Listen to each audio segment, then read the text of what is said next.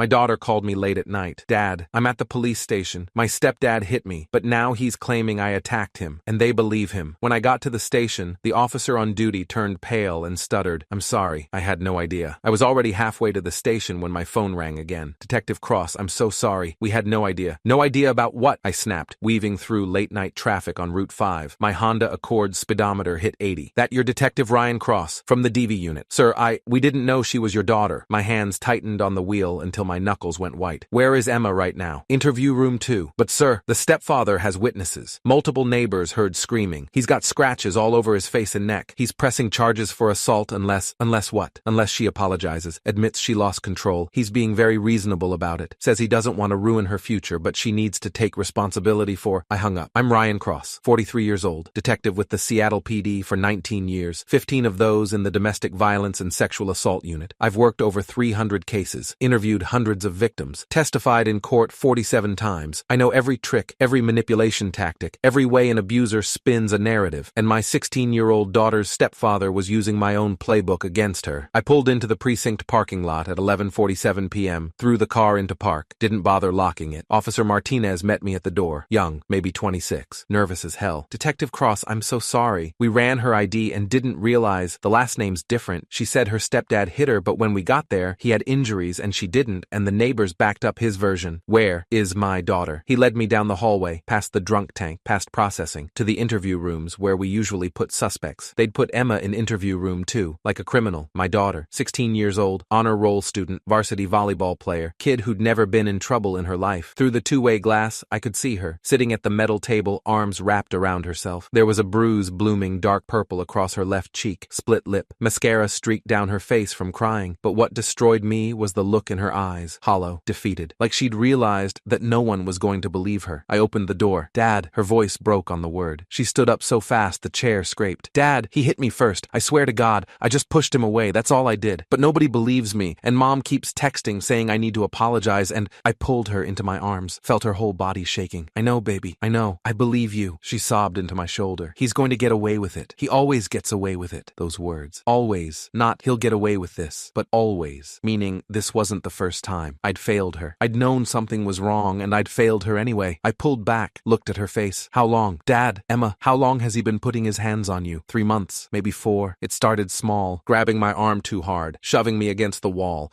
blocking doorways so I couldn't leave. Mom said I was being dramatic, that Marcus was just stressed from work, that I needed to be more respectful. My jaw clenched. Why didn't you tell me? I tried. 2 months ago. I told you he was getting aggressive and you said you'd keep an eye on it and you'd talk to Mom, but nothing changed. She was right. 2 months ago, Emma had called me crying, said Marcus was being mean and getting in her face. I'd called my ex-wife Jennifer. She'd said Emma was exaggerating, that Emma was going through a difficult phase, that Marcus was actually very patient with her attitude. I'd believed Jennifer. Why wouldn't I? We'd been divorced 6 years, but we'd always co-parented well. She'd never lied to me about the important stuff. I'd told Emma to give it time, to try being more understanding, to remember that blended families took work. I'd told my daughter, my baby girl who'd never lied to me in her life, to try harder to get along with the man who was abusing her. I'm sorry, I said. God, Emma, I'm so sorry. It doesn't matter now. Her voice went flat. He's going to press charges. I'll have a record. It'll ruin college applications. And Mom's threatening to sue for full custody because I'm violent and unstable over my dead body. Stay here, I said. Don't talk to anyone. Don't sign anything. I'll handle this. I walked into the hallway. Marcus Webb stood there with 2 officers, playing his part perfectly. Concerned stepfather. Reasonable. Respectful. Hurt, but willing to be forgiving. He was 41. Investment banker. 6'2", athletic build. Expensive watch. Designer suit even at midnight. The kind of guy who looked trustworthy, who looked like the victim. Detective Cross, he said, with fake sympathy dripping from every word. I'm so sorry it came to this. I really am.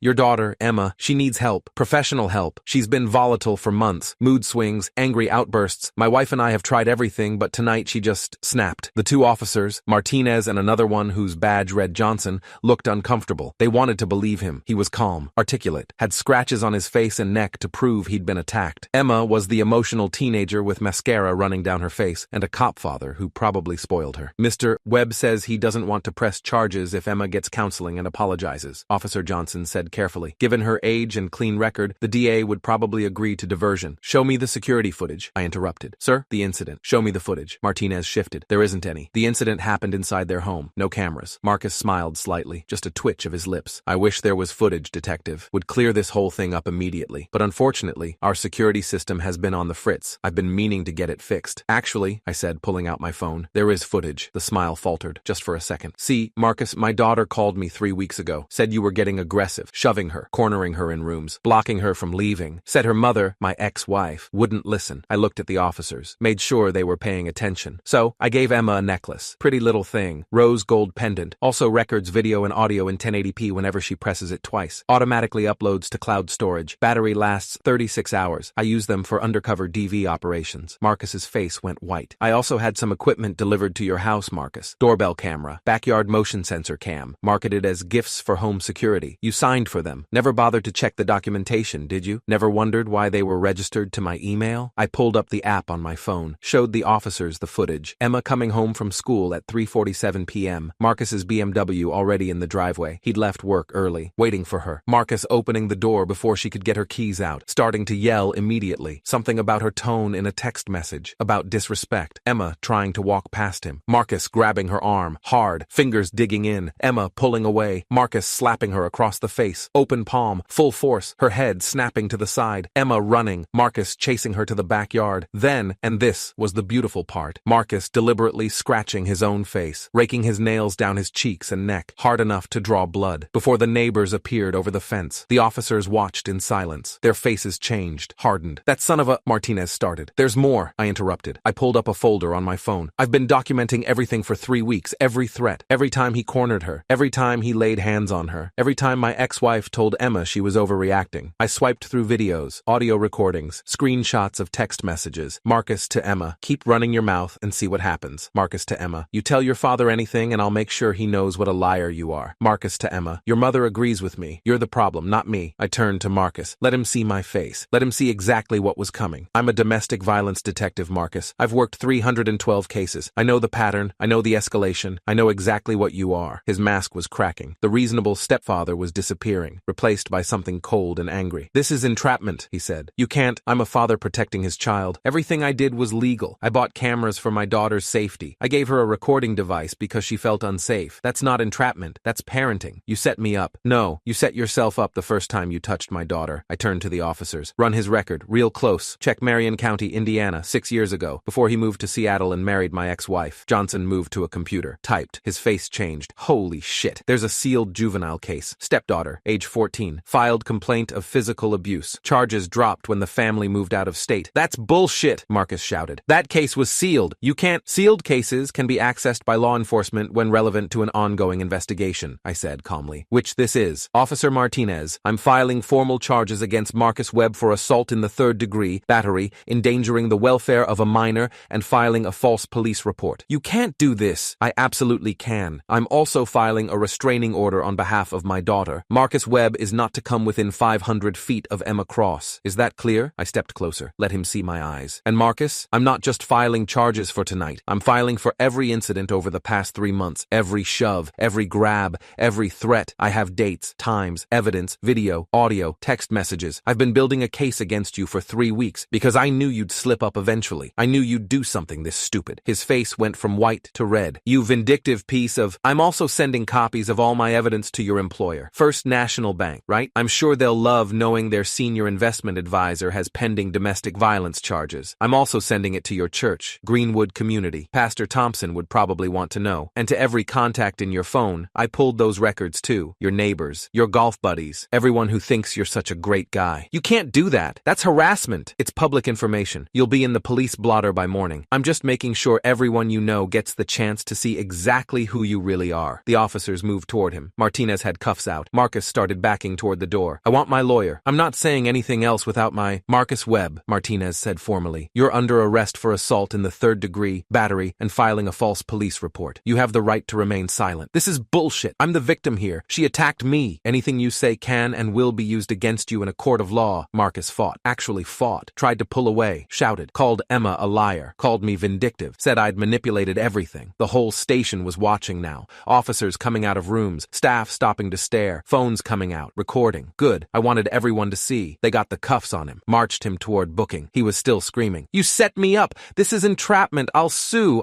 You'll what? I said calmly. Press charges? You just tried to frame a 16-year-old girl for assault because she defended herself when you hit her. You scratched your own face to make yourself look like the victim. I have video of all of it. Video that's already backed up in 3 different locations. Video that I'm sending to the DA tonight." I smiled. Couldn't help it. "And by tomorrow morning, your face will be on every news site in King County. Investment banker arrested for domestic violence. Stepfather caught on camera framing teenage victim. Which headline do you think will get more shares?" Marcus looked at me with pure hatred. "You destroyed my life." "No," I said quietly. "You destroyed your own life the first time you put your hands on my daughter. I just made sure everyone would see what you did." They took him away, still shouting, still making threats. I went back to Emma. She was standing at the glass watching, tears still streaming, but she was smiling. Actually, smiling. "Did you really record everything?" she asked. "Every second since you first told me something was wrong. Why didn't you just arrest him weeks ago?" "Because I needed it to be ironclad. I needed him to hang himself so completely that he couldn't talk his way out. Guys like Marcus, they're good talkers. They convince judges, convince juries. I needed evidence so overwhelming that nobody could doubt you." She hugged me. "I thought nobody would believe me." "I'll always believe you. Always." Officer Martinez approached. "Detective Cross, do you need anything for your daughter? EMT to document injuries? Victim services?" "Yes, all of it. And I want photos of every bruise, every mark, full medical examination. I want this documented properly." "Yes, sir." The EMT arrived. Young woman, maybe 30. Name tag read Rodriguez. She was gentle with Emma. Asked permission before touching. Explained everything. Contusion to left zygomatic bone, that's the cheekbone. Split lip. Bruising to right upper arm consistent with finger grip pattern. Older bruising on both forearms. Various stages of healing. She photographed everything. Documented it all in her report. "Has this happened before?" Rodriguez asked Emma gently. Emma nodded. 3 months, maybe longer. It started small. "That's how it always starts," Rodriguez said. She looked at me. "Your daughter's very brave." After the EMT left, a woman in plain clothes arrived. Late 40s, professional, kind eyes. "Detective Cross, I'm Angela Martinez, victim advocate with King County. Officer Martinez called me. No relation, different Martinez." She smiled at Emma. "I'm here to help you navigate what comes next. The restraining order, the court process, counseling resources, whatever you need." Emma looked at me. I nodded. For the next hour, Angela explained everything. What to expect at the arraignment, how restraining orders work, support groups for teen domestic violence victims, therapy options. "Will I have to testify?" Emma asked. "Probably," Angela said gently. "But you won't be alone. Your father will be there. I'll be there. And with the video evidence, the defense won't have much room to maneuver." At 1:23 a.m., my ex-wife Jennifer showed up. She burst into the station in yoga pants and a sweatshirt, hair in a messy bun, no makeup. "Where's my daughter? What the hell did you do to Marcus?" I stood, positioned myself between her and Emma. "I had him arrested for assault and battery, among other charges." "This is insane. Emma attacked him. The neighbors saw Marcus chase Emma into the backyard after he hit her, which I have on video, along with video of Marcus deliberately scratching his own face to frame her."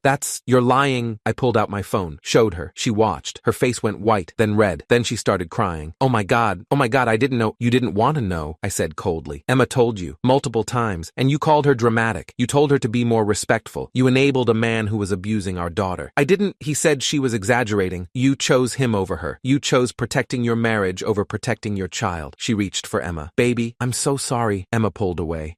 Just don't. "Emma, please, you didn't believe me. I told you he was hurting me, and you said I was lying. You said I was trying to ruin your relationship. You said," her voice broke, "you said you'd send me to live with Dad if I didn't stop causing problems." Jennifer's face crumpled. "I was wrong. I was so wrong. Please, I'm filing for emergency custody," I said. "Emma will be staying with me until the hearing. You'll receive the paperwork tomorrow. You can't take my daughter. Watch me. You allowed a violent man to abuse her. You ignored her when she asked for help. You blamed her for her own victimization. Any judge who sees the evidence I have will rule in my favor. This is because you never forgave me for the divorce. This is because you failed to protect our daughter. That's it. That's the only thing this is about." Angela stepped forward. "Mrs. Webb, maybe it's best if you give Emma some space tonight." Jennifer looked at Emma, at the bruises, at the split lip, at the daughter she'd failed. "I'll fix this," she whispered. "I'll leave him. I'll do whatever it takes." "You should have done that 3 months ago," I said, "when Emma first told you there was a problem. Now you get to live with the fact that you chose him anyway." Jennifer left, crying, broken. Good. I took Emma home, my apartment, 2 bedrooms in Capitol Hill. I'd kept Emma's room exactly as she'd left it from her last visit. Purple walls, posters of her favorite bands, stuffed animals from when she was little. She collapsed on her bed. "I'm so tired, Dad." "I know, sweetheart. Sleep. I'll be right here." "Will he go to jail?" "I'm going to do everything in my power to make sure he does." "What if he gets a good lawyer? What if—" "Emma, I have video of him hitting you. Video of him scratching his own face. A pattern of documented abuse over 3 months. A sealed case from Indiana with similar allegations. This isn't a he said she said situation. This is airtight. Promise?" "I promise." She fell asleep within minutes, exhausted. I sat in the chair by her bed and watched her breathe, made made sure she was safe. At 3:47 a.m. I went to my office, started writing my report,